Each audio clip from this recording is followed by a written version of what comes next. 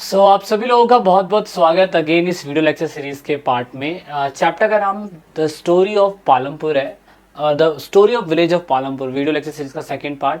I hope आप लोगों ने हमारे ऐप को ज़रूर डाउनलोड करा होगा। इस ऐप के ऊपर आपको सारी की सारी इन्फॉर्मेशन मिलती है, तो आप ज़रूर जाइए, इस ऐप को ज़रूर डाउनलोड करिए। हमने इस चैप्टर में बात करी थी कि किस तरीके से पालमपुर गांव के अंदर 75% पीपल जो है वो एग्रीकल्चर के फील्ड पे काम करते हैं और 240 घरों के पास खुद की ज़मीन है, लेकिन वो 2 एकड़ से कम है। लेकिन 60 परिवार ऐसे हैं जिन पे 2 एकड़ से ज़्यादा ज़मीनें हैं। अब एक साल के अंदर 3 फसल तो ये लोग लेते हैं, लेकिन मॉडर्न फार्मिंग के बारे में बहुत कम जानते हैं। 1960 के अंदर सरकार को समझ में आया, जब आपको याद होगा भारत और चाइना का युद्ध हुआ था 1962 के अंदर। अब मैं आपको थोड़ा सा डिटेल में बता देता हूँ, क्योंकि आपको ये एनसीईआरटी तो खैर नहीं बताएगी, लेकिन मैं आपको समझाने की हल्की सी कोशिश करूँगा। देखिए 1962 के अंदर हमारा चाइना के साथ वॉर हुआ और 1965 में हमारा पाकिस्तान के साथ वॉर हुआ। 1962 के अंदर चाइना, 1965 के अंदर पाकिस्तान में जब वॉर होता है तो हमारे देश के अंदर जो खाने की फूड की जो कमी होती है ना, वो बहुत बड़ी मात्रा में बढ़ जाती है। और ऐसे में पालमपुर जैसे गांव बहुत सहयोग करने वाले देशों, मतलब बहुत सहयोग करने वाले गांव में से आते हैं। अब मैंने अगेन कहा, पालमपुर गांव जैसे गांव कई हजारों हो सकते हैं। तो उन सभी गांव के अंदर जब भाई किसी भी देश में जब वॉर होता है तो खाने की कमी हो जाती है, और ऐसे में गांव में जहाँ पर एग्रीकल्चर हो रहा है तो उनसे ही कोशिश करी जाती है कि ज़्यादा उगाओ, ताकि देश में जो प्रोडक्टिविटी लॉस हो गई है, खाने का जो लॉस हो गया है, उसको पूरा किया जा सके, नहीं तो सामान महंगा हो जाएगा। इसलिए 1960 के दशक में लाल बहादुर शास्त्री जी ने एक नारा लगाया, जय जवान जय किसान। और जब जय जवान जय किसान का नारा लगाया तो जय किसान जब बोला गया तो हर किसी किसान से ये उम्मीद रखी गई कि भैया वो फसलों की पैदावार को बढ़ाएं, जिससे देश में जो अनाज की कमी हो रही है वो पूरी की जा सके। तो पालमपुर गांव उनमें से ही एक गांव बना, जहां पर 1960 के दशक में ग्रीन रेवोल्यूशन चलाया गया। ग्रीन रेवोल्यूशन में आप देखते हो गेहूं और चावल, ये 2 मुख्य ऐसी फसलें बनी जिसने पूरे भारत में नॉर्थ साउथ ईस्ट वेस्ट सब जगह इन 2 फसलों के ऊपर फोकस करा गया। और ये 2 फसलों के ऊपर हमारे फादर ऑफ ग्रीन रेवोल्यूशन के डॉक्टर MS स्वामीनाथन जो थे, पहले व्यक्ति बने जिन्होंने कहा कि ग्रीन रेवोल्यूशन, हरित क्रांति होनी चाहिए। हर किसी किसान को high yielding variety seeds, fertiliser, pesticides, irrigation facility, ये सब सरकार मुफ्त में देगी आप लोगों को। इससे क्या होगा, फसलों की पैदावार बढ़ेगी। इसीलिए हमने देशों में बेहतर सिंचाई व्यवस्था करी, गेहूं दिया सस्ते में, मतलब महंगे में गेहूं खरीद लिया, बीज सस्ते में दिए, और सभी किसानों से ये कहा कि आप लोग बस खेती करने में फोकस करिए। इवन हमने किसानों के लिए क्रेडिट कार्ड योजना चलाई, और यहाँ पर आप देखोगे कि बहुत तेजी से एग्रीकल्चर प्रोडक्शन बढ़ने लग गया।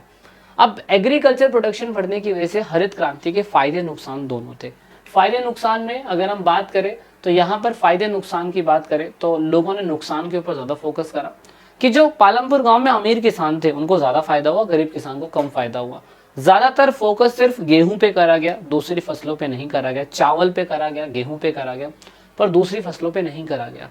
और ज्यादातर इसका फायदा पंजाब, हरियाणा, उत्तर प्रदेश, बिहार के राज्यों को हुआ, जबकि साउथ के राज्यों को तो हो ही नहीं पाया।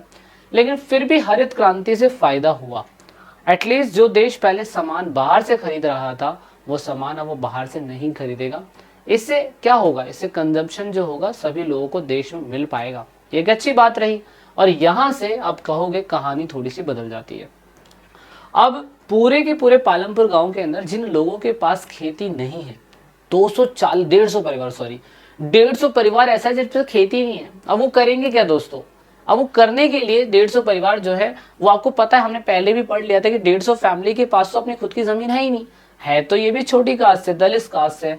तो ऐसे में ये लोग क्या करेंगे? ऐसे में ये लोग फोकस करेंगे कि भैया हम अपनी 60 परिवार जिनके पास ज्यादा जमीनें हैं उनकी जमीनों पे काम कर ले। अब क्या होगा भाई, जिनके पास 6 एकड़ जमीन है, 10 एकड़ जमीन है, क्या वो खुद खेती करेंगे? नहीं, अब वो खुद खेती करेंगे नहीं। ऐसे में जिनके पास जमीन नहीं है, maximum and large farmer hire farm labour at the work on their field. यही लोग जो गांव के अंदर है वो इनके खेतों में काम करेंगे। पालमपुर गांव में यही हो रहा था, इवन सभी गांव के अंदर यही होता है, मेरे खुद के गांव के अंदर यही होता है, चाहे मेरे गांव का नाम पालमपुर ना हो, पर मेरे गांव में होता है ऐसा। तो इस कंडीशन में आप देखोगे कि यही लोग जो है यहाँ पे एग्रीकल्चर प्रोवाइड कराते हैं, यही लोग काम करते हैं। They are paid wages by the farmer from whom they work. ये उनके लिए, जिनके लिए काम करेंगे, जिन फार्मर के लिए, उनके द्वारा पैसे दिए जाएंगे। वेजेस जो होता है कैश में भी हो सकता है, छोटे बच्चों से काम करवा रहे हैं तो उनको गेहूं या चावल दे देते हैं वो लोग कि भाई आप रख लो, आप इसे बेच के अपने पैसे वसूल कर लेना। और farm labor might be employed on daily basis on one particular farm activity and large harvesting on the whole year। अब डिपेंड करता है कि ये जो किसान जिनके पास जमीनें नहीं है ये कहाँ पे जाके काम कर रहे हैं। भाई इनका एक दिन का भी काम हो सकता है, एक हफ्ते का भी काम हो सकता है, एक महीने का भी काम हो सकता है, पूरे साल का भी काम हो सकता है। पर एक खेती में पूरे साल का काम के लिए कोई एक्वायर करता नहीं है, लेकिन कुछ सिलेक्टेड लोग होते हैं जिनको पूरे साल का काम मिल जाता है, जो बड़े बड़े जमींदारों के घरों के अंदर काम कर रहे हैं। लेकिन गांव के अंदर क्या होता है, भैया मेरी फसल यार गेहूं उगने वाला है तो यार तू मेरी हेल्प कर दे, यार गेहूं कटने वाला है तो तू मेरी हेल्प कर दे। ऐसे में 150 फैमिली जो पालमपुर गांव के अंदर रहती है वो सीजनल अनएम्प्लॉयमेंट है, मतलब मौसमी बेरोजगारी है। इसके बारे में आप नेक्स्ट चैप्टर के अंदर बड़ा डीपली पढ़ोगे कि ये बेचारे किस तरीके से अपना लाइफ गुजर बसर कर रहे हैं। तो इसीलिए मैं कह सकता हूँ इनको कैपिटल की बड़ी समस्या रहती होगी। अगर ये बेचारे जब काम ही नहीं कर पा रहे हैं, स्किलफुल है नहीं, एबिलिटी है नहीं, शहरों में जा नहीं सकते हैं, तो गांव के अंदर ही रहेंगे। तो इनके बच्चों की पढ़ाई लिखाई, खुद का खर्चा, पहनावा, खान पान, घूमना, कुछ भी सब कुछ पैसों से होता है। और जब सब कुछ पैसों से होता है तो इनको पैसे ही नहीं मिल रहे तो करेंगे क्या ये, तो इन्हें कैपिटल की समस्या होगी। ऐसे में ये इनको कोई बैंक भी लोन नहीं देगा क्योंकि इनके पास प्रूफ नहीं है, इतने पढ़े लिखे लोग नहीं है, इनको कागजी कार्यवाही नहीं आती है। तो ऐसे में बेचारे क्या करते हैं, the big farmer usually have surplus cash and the small farmer need to borrow to buy seeds, fertiliser from the equipment. Even बड़े फार्मर जो होते हैं वो इतनी ज्यादा खेती कर लेते हैं कि उनके पास तो अधिक अनाज भी बच जाता है, जबकि बेचारे जो छोटे किसान होते हैं गांव के अंदर, उन पे जो भी खेती होती है बेचारे उसको बेचकर सामान लेके आते हैं, खाद लेके आते हैं, बीज लेके आते हैं, जो भी उनका पैदा हो पाता है। सोचो तो यहाँ बड़ा खराब केस है। ऐसे में छोटे किसानों को अगर खेती करनी होती है तो इनको बैंक से लोन लेना पड़ता है, और बैंक से लोन लेने के लिए कोऑपरेटिव सोसाइटी ये सब डॉक्यूमेंटेशन मांगते हैं कि भैया देखो अगर आपको पैसे चाहिए तो बैंक तो मेरे बाप का है नहीं, लेकिन आप सारी चीज़ें लेके आ जाओ। छोटे किसानों के पास ये सब कुछ होता ही नहीं है। ऐसे में गांव के बड़े ज़मींदारों के पास ये लोग जाते हैं पैसों के लिए और कहते हैं कि भैया मुझे गेहूँ फसल पैदा करने के लिए, सिंचाई के लिए पैसा चाहिए, गेहूँ के लिए पैसा चाहिए, मुझे बीज के लिए पैसा चाहिए, खाद के लिए पैसा चाहिए। जब मेरी फसल उग जाएगी तो आप इस फसल को काट लेना और मेरा जो मुनाफा बनेगा वो मुझे दे देना। अब ऐसे में यहाँ पे मदर इंडिया जैसी फिल्में, जो पुरानी फिल्में हैं जिसमें किसान बेचारा एक कर्जे में डूबता चला जाता है, वो स्टोरी मेमोराइज हो जाती है लोगों के सामने। और ऐसे में बेचारा यही किसान होता खेत इसका अपना खुद का है, लेकिन ये बेचारा एक डेट ट्रैप में फंस जाता है। बैंक से लोन मिल नहीं सकता, जमींदार से लोन देगा तो जमींदार कागजों पे साइन करवा लेगा, कहेगा कि देख मैं तेरे को 1,000 रुपये दे रहा हूँ, 1,00,000 रुपये दे रहा हूँ, तेरी फसल अगर पैदा नहीं हो पाई तो इसकी जिम्मेदारी कौन लेगा, या जो भी तेरी फसल पैदा होगी वो अगर इतना कमा के नहीं देगी तो फिर क्या होगा। तो ऐसे में उनके जर जोरू या ज़मीन ये बड़े ज़मींदारों के द्वारा कैप्चर कर ली जाती है। हमें लगता है कि इंडिया में ये चीज़ें रुक चुकी हैं, लेकिन इंडिया में अभी भी चीज़ें नहीं रुकी हैं, अभी भी कहीं ना कहीं चीज़ें चलती जा रही हैं। तो इसीलिए ये जो केसेस हैं स्मॉल फार्मर के साथ रीपे का सिस्टम वो बहुत ही ज़्यादा बुरा है। इसीलिए बेचारे जो किसान होते हैं कुछ आत्महत्या कर लेते हैं, कुछ मर जाते हैं, कुछ बेचारे डेट ट्रैप में फंसे रहते तो अपना सब कुछ बेचते पूरा जीवन निकाल देते हैं। तो बड़ा ही आपने फिल्मों के अंदर देखा होगा, ठाकुर का हुक्म है कि इसने पैसे नहीं दिए हैं तो इसको ज़बरदस्ती इसकी बेटी को लेके जाएंगे, या इसकी ज़मीन कैप्चर कर लेंगे, या इसकी बाइक उठा लेंगे, इसकी कार उठा लेंगे। गांव के लोग ऐसा करते हैं। तो अब जो बड़े किसान होते हैं, जो भी इनके पास पैदा सामान ज़्यादा होता है, आसपास की मंडियों के अंदर बेच देते हैं। इसे हम सरप्लस बोलते हैं, ठीक है ना।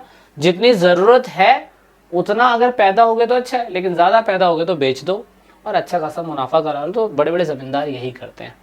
यहाँ पर गवर्नमेंट क्या करती है, हर किसान को जो भी फसल पैदा होता है, चाहे छोटा किसान हो चाहे बड़ा किसान हो, उसको मिनिमम सपोर्ट प्राइस यानी कि MSP, हिंदी में भी MSP बोलते हैं, न्यूनतम समर्थन मूल्य, ये देती है।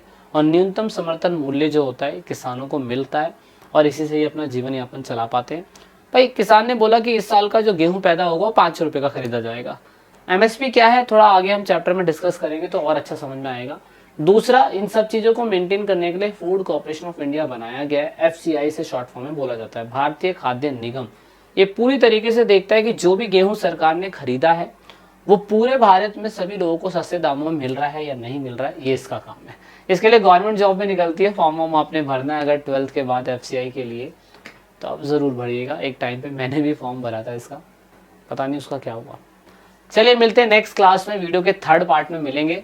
So this is the tennis video, thanks for watching the video. I hope आपको वीडियो समझ में आ रही होगी। समझ में आ रही तो ऑफ कोर्स वीडियो को लाइक करिए, चैनल को सब्सक्राइब करिए। This is the tennis video.